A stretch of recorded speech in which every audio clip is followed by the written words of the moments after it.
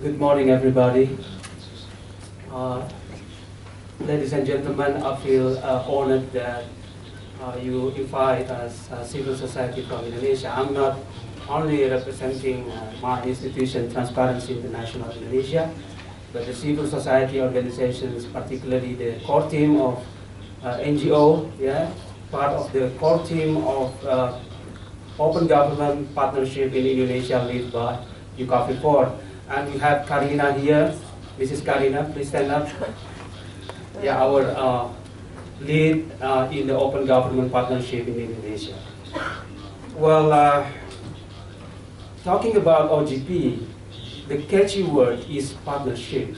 Open government have been already there as a jargon, as a movement, as activities that all over the world, the government and civil society have been pushing so long.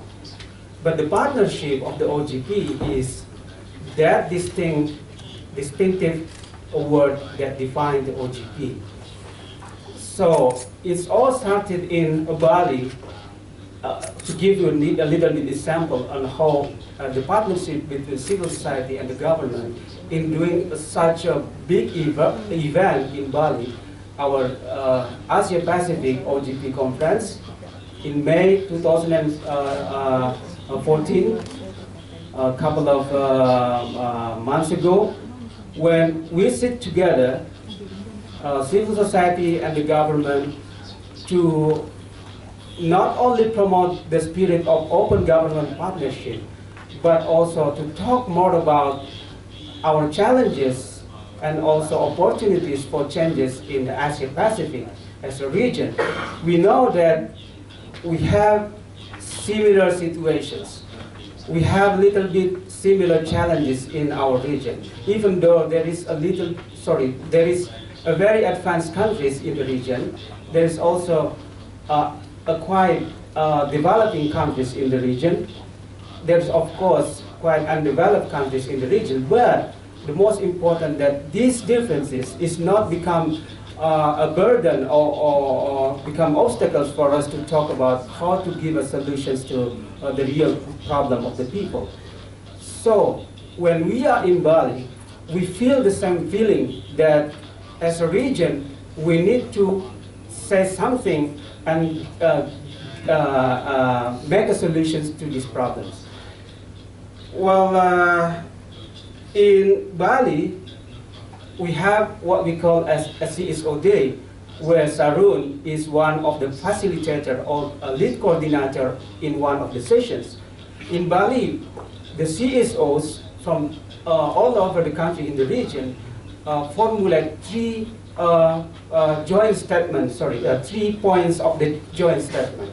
The one that we feel that we need to protect and promote civic space as enablers or as conditions to improve people's life and to create good governance. And the second, we need to put the governance at the core center of the development. And we know now that in the United Nations there is already an ongoing debate about the goals, the post-MDG goals in the post-2015 agenda. And the last one is to improve the internal mechanism of OGP. We know that this is a good platform for us to improve governance.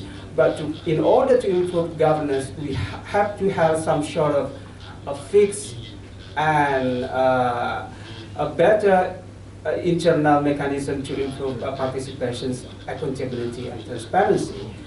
And what become a blessing for us as a civil society during that event, that the steering committee, who are actually the governance body of the OGP, respond at least 2 of these demands. The first demand responded by creating a rapid response unit that actually function to facilitate and respond to particular report if there is violations to civic space in particular country, which is show that how the governance body also very responsive to demand of the civil society. And the second, the establishment of what we call as permanent dialogue in OGP. So this is already, we can see as a blessing for us, not only a blessing, but also show how the partnership is going. When we are heard, civil society feel that trust is already there, and not only trust, but there is concrete actions to what we demand. And the second, as what I said before, that we are in the region, particularly Southeast Asia, we have some similarities. I mean, we are all countries that are in developing and try to improve public services. This is the challenges after, for example, Indonesia had a reform in 1998. We have a reform. And I think in Cambodia, I read about that you are now in the developing stage after past war, for example. So in all these post situations, I mean, now we are pushing to better public services. And as I heard from Mr. Saroeun before, that the reform in Cambodia is already going on. I mean, we need to keep this momentum, and using maybe the OGP is one of the platform or tools that can facilitate the reform to go faster and better. This is maybe one of the momentum that we can keep going.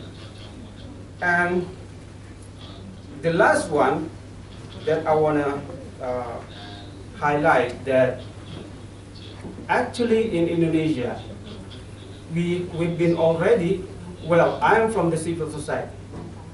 I'm part of the reform movement in 1998, where after that, civil society, not only civil society, but also people have been outspoken, and the civil society organizations is so vibrant.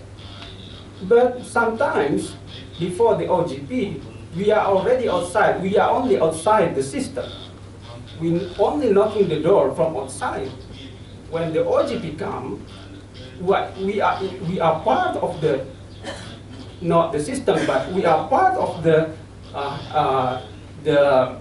group that can decide on what we want and what government should do, for example.